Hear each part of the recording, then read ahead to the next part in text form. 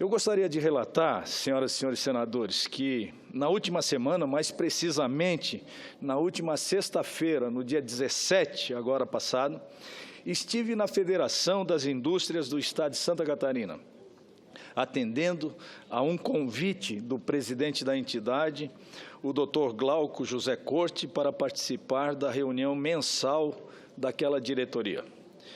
No evento, que contou com a presença dos empresários de todas as regiões do meu estado, além de representantes sindicais, vários segmentos empresariais, assisti, naquela oportunidade, algumas apresentações interessantes de ações que estão sendo realizadas, como missões empresariais internacionais em favor do estado de Santa Catarina e da educação profissional. O presidente Glauco José Corte, na oportunidade, foi reconduzido a dirigir por mais um ano a Federação das Indústrias de Santa Catarina, em voto unânime da diretoria, para que possa terminar o seu trabalho em favor do desenvolvimento econômico e social de Santa Catarina. No mesmo evento, foi lançado o Prêmio Fiesc de Jornalismo de 2016, o qual tem a finalidade de prestigiar a classe da imprensa, valorizando o seu trabalho e divulgando as ações da indústria e da economia catarinense. No final, senhor presidente, coube a este senador, como representante catarinense dessa Casa Legislativa, fazer uma avaliação do momento político e econômico que nós estamos vivendo no país. A minha sinceridade ao tratar o assunto, principalmente como uma plateia tão importante no processo econômico, não só de Santa Catarina, como também do Brasil, foi fundamental para que eu pudesse trazer aos senhores e às senhoras senadores este breve pronunciamento de alerta.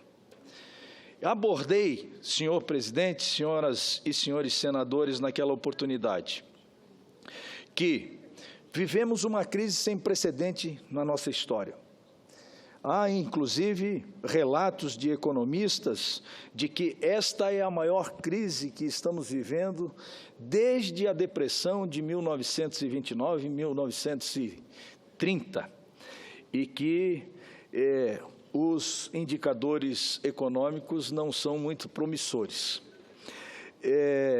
Relatei a questão também do desemprego, que, passado por essa crise extraordinária que nós estamos vivendo, mais de 11 ou 12 milhões de brasileiros já não têm mais emprego e não tem política social, senador Pedro Chaves, do que um emprego. O emprego é que traz a dignidade para o ser humano, ele resgata a sua autoestima e também mantém o orgulho forte e firme do cidadão brasileiro. O cidadão desempregado é um cidadão desassistido, é um cidadão que não tem esses valores que são inerentes à pessoa humana. Abordei também, e evidentemente que o tempo aqui passa rápido, senador Pedro Chaves, mas eu conto com a benevolência de Vossa Excelência, abordei também o tema das reformas. Senador Elmano, senador Pedro Chaves, senador Cristóvão Buarque, senador Ricardo Ferraço, há quanto tempo que nós ouvimos falar na necessidade de reformas estruturais no Brasil? Eu acho que desde quando me conheço por gente, né? A verdade é que o tempo vai passando e as reformas acabam não acontecendo no tempo que deveriam acontecer. Eu diria assim, nós chegamos aqui, com a defesa de que a reforma das reformas era a reforma política.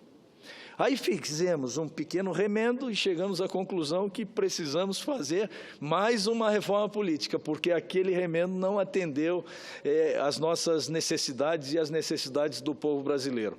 Inclusive, vamos estrear agora, na eleição de prefeitos e vereadores, um novo modelo, com o fim do financiamento de pessoas jurídicas no sistema, e que, evidentemente, estamos todos a perceber que este é um novo desenho, esse é um novo modelo, esse é um novo modo de fazer política, do qual, inclusive, eu votei a favor para eliminar o financiamento de campanha pessoa jurídica, que é, no fundo, o resultado de toda essa corrupção que a gente percebe hoje no Brasil, essa relação política empresarial que se estabeleceu. Então, naquele momento, eu achei que nós tínhamos que dar um basta naquele modo de fazer política que era a contribuição empresarial para as campanhas políticas. Mas temos que perceber e ter noção e consciência de que essa nova forma vai ser a primeira vez que nós vamos enfrentar e, com certeza,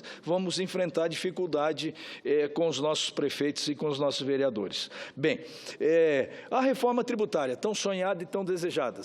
Senador Pedro Chaves, senador Eumano, o senhor sabe por que a reforma tributária não sai? É porque a matemática não fecha. Quando fala-se em reforma tributária, a União quer arrecadar mais, os estados querem arrecadar mais e os municípios também querem arrecadar mais. Ora, é uma matemática que não fecha.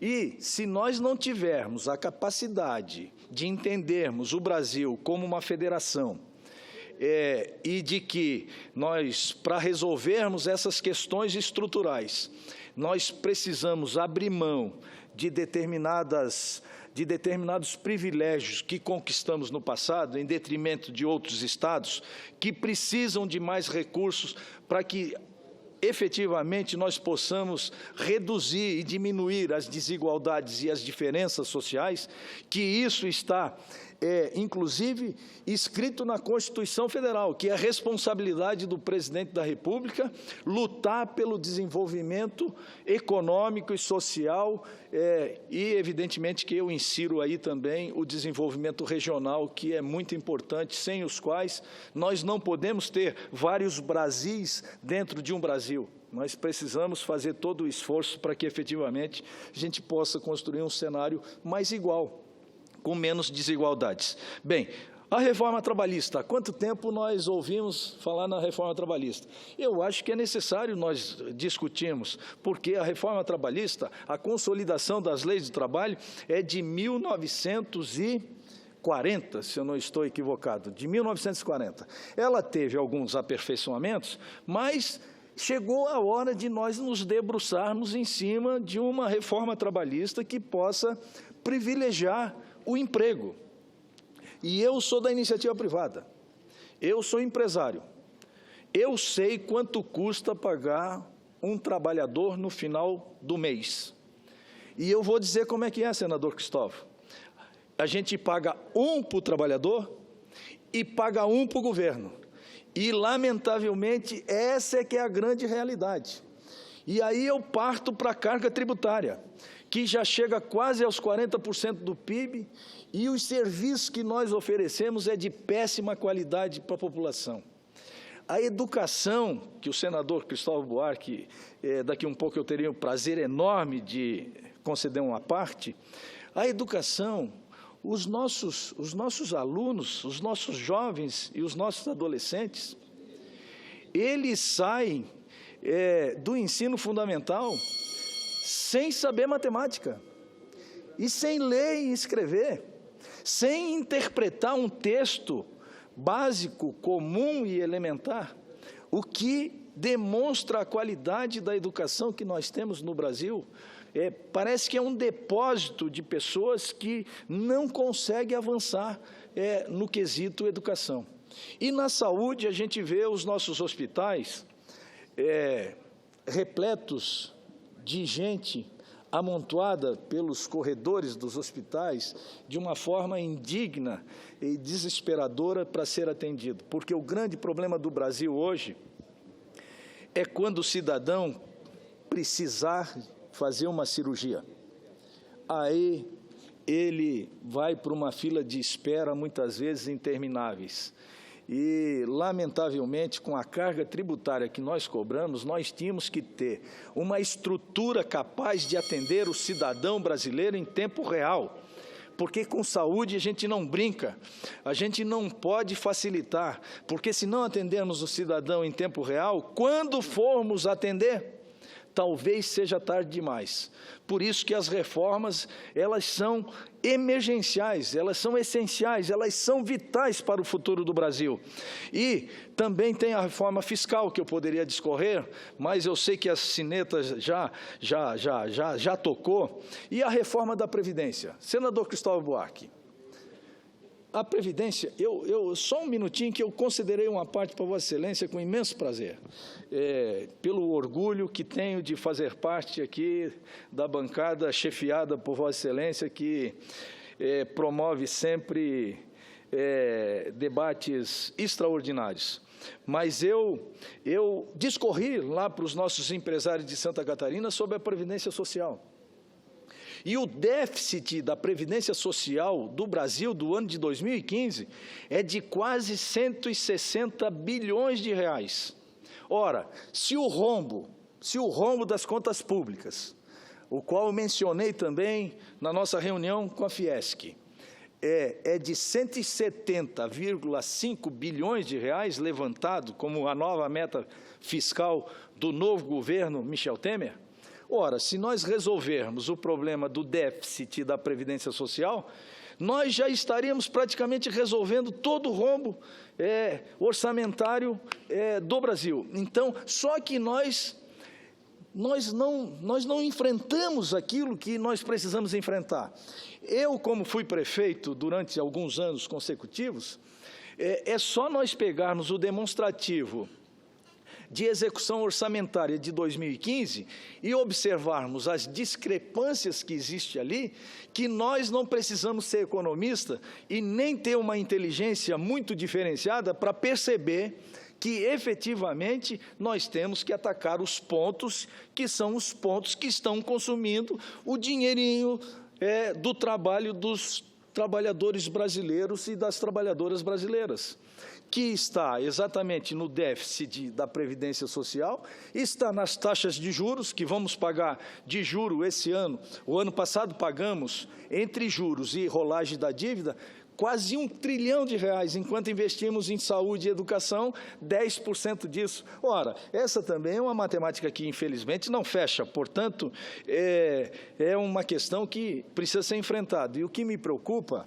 na verdade, e isso não é uma frase minha, isso é uma frase do senador Walter Pinheiro, que encontra-se licenciado. Ele disse aqui dessa tribuna que o que preocupava ele não era a crise propriamente dita, mas a falta de atitude para enfrentar a crise.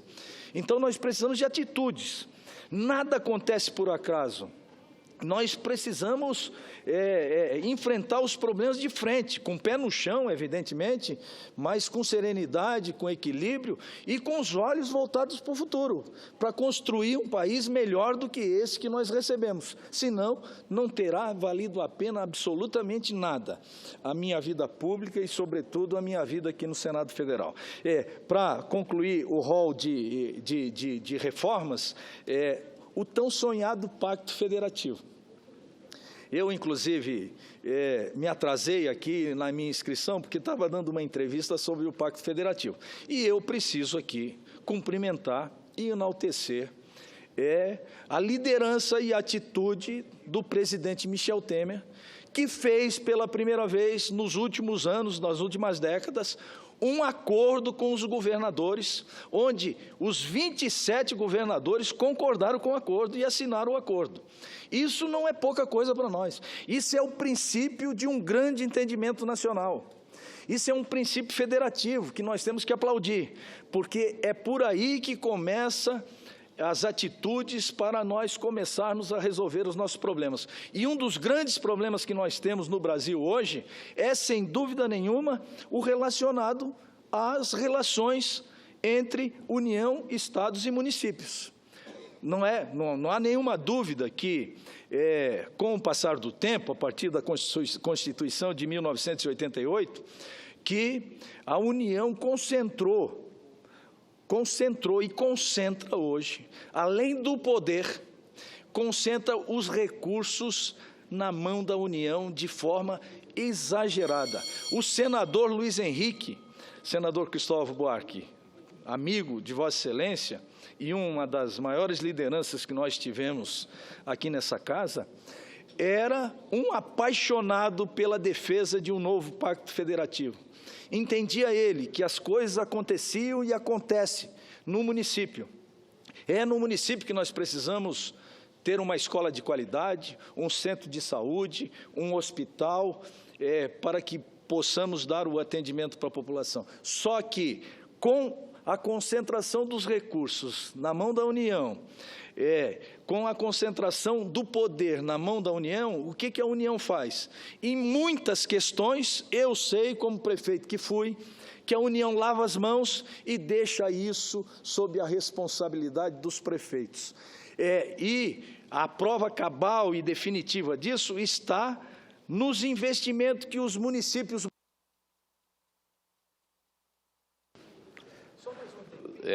Nós já demos 6 minutos, senador. 1 minuto. 1 minuto. Um minuto facilita. Presidente. Nós temos poucos senadores hoje no plenário e etc. e tal, mas eu falava então no Pacto Federativo, onde a União lava as mãos, mas o prefeito não pode lavar as mãos. O prefeito tem que atender o cidadão. Essa é que é a grande realidade. Infelizmente, eu ainda teria aqui a discorrer mais um longo caminho, mas se Vossa Excelência me permitir, eu não posso deixar de ouvir um senador do tamanho e da envergadura do senador Cristóvão Buarque. Se Vossa Excelência, senador Pedro Chaves, que é também ligado à educação, pelo que eu sei, eu tenho certeza que o senhor vai compreender e vai permitir que o senador Cristóvão Buarque utilize de uma parte com relação ao meu discurso. Certeza. Me permite, presidente, eu creio que não pela minha parte, mas pelo que o discurso do senador Dário provoca. E eu vou começar pelo finalzinho. Eu também quero felicitar o presidente interino Temer pelo acordo com os governadores, mas eu fiquei com um temor. É o temor que, mais uma vez, a gente trabalha com as partes e não com o todo. A gente atende os 27 governadores, mas não o Brasil. O Brasil, para a gente atender, além dos governadores, tem que essa dispensa de pagamento de 58 bilhões não pressionar o déficit público. E há controvérsia se vai ou não pressionar. Agora, isso é apenas um ponto que, ao final, eu peguei a partir do seu discurso. Senador, o que o senhor me trouxe aqui me faz lembrar uma conversa que eu tive essa semana com um professor de economia, meu amigo, um chileno, que mora aqui há 40 anos, e que disse a frase que, para mim, foi mais forte do que todas as estatísticas, todas as notícias dos últimos anos. Ele disse: eu tenho pena do Brasil. Me deu um choque quando eu ouvi essa frase. Mas o que me deu choque também é que eu pensei a pergunta que ele não fez, que deveria fazer. Como é que vocês, políticos, deixaram o Brasil chegar a isso? E eu também fiquei chocado com a resposta que eu daria. É porque nós não temos pensado o Brasil. Aqui não temos. Aqui nós temos senadores dos professores, não da educação. Senadores da indústria, não da industrialização do Brasil. Nós temos senadores dos evangélicos, dos católicos, dos aposentados, e não dos que vão se aposentar daqui a 50 anos ainda. Nós, a Lava Jato está mostrando, temos políticos corruptos.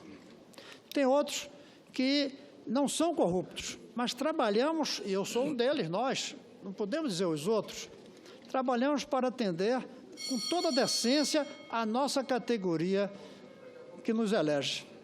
E o Brasil? Está faltando o Brasil na nossa reflexão. Nós estamos trabalhando para as partes, e aí que vem esse desastre de gastar mais do que arrecada. Porque como a gente trabalha para cada um pedaço do Brasil e quer atender todos os pedaços em tudo que eles querem, o cobertor fica curto. Nós não conseguimos pensar o que é que interessa ao país. E aí, nessa hora, vai ter que trabalhar com o cobertor do tamanho que ele tem. E esse cobertor é curto. Nós perdemos a perspectiva de definir prioridades. Essa casa não define prioridades, porque tudo virou prioritário. Queremos fazer tudo ao mesmo tempo, atender a todos. E aí nem pensamos o futuro e comprometemos o presente. Está na hora da gente descobrir o Brasil aqui dentro. E enquanto não fizermos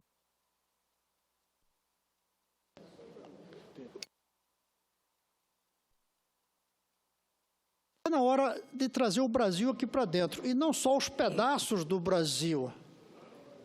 E se não fizermos isso, não vamos dar saída para a crise. Essa crise não vem como se o país fosse um quebra-cabeça em que a gente fosse colocando os pedacinhos. Essa crise só sai, a solução só virá quando a gente não for mais uma soma de pedacinhos, formos um todo. E não apenas do presente, mas também com uma perspectiva de futuro. Mas está difícil conseguir isso, e o debate sobre impeachment está mostrando essa limitação. Dividimos em dois grupos, os que querem e os que não querem impeachment. E não estamos pensando, e depois, com ou sem impeachment, como é que vai ser o Brasil? Está faltando isso. E eu temo que esse acordo muito bom com os governadores não tenha sido um bom acordo para o Brasil. Bem, senhor presidente, só mais um minuto para concluir. Um minuto para concluir. Perfeito. Bem, agradeço a parte de Vossa Excelência, senador Cristóvão Buarque. Acho que nós temos que debater mesmo os assuntos essenciais. Dentre eles, eu estou vendo aqui as nossas crianças que vieram nos visitar, a quem eu quero prestar homenagem, embora eles não foram saudados exatamente porque eu exagerei do meu tempo aqui na tribuna. Bem, então receba a minha carinhosa saudação e a certeza de que a nossa juventude tem que ser a esperança viva da construção de um novo Brasil. E, para concluir mesmo, de verdade, eu só quero relatar que nós não vamos, senador Cristóvão, resolver o problema do país com novas leis. Nós vamos resolver com o poder da nossa consciência, porque a revolução ética e moral que tanto defendemos para o nosso país começa em cada um de nós. E quando nós tivermos essa consciência, nós vamos começar a construção de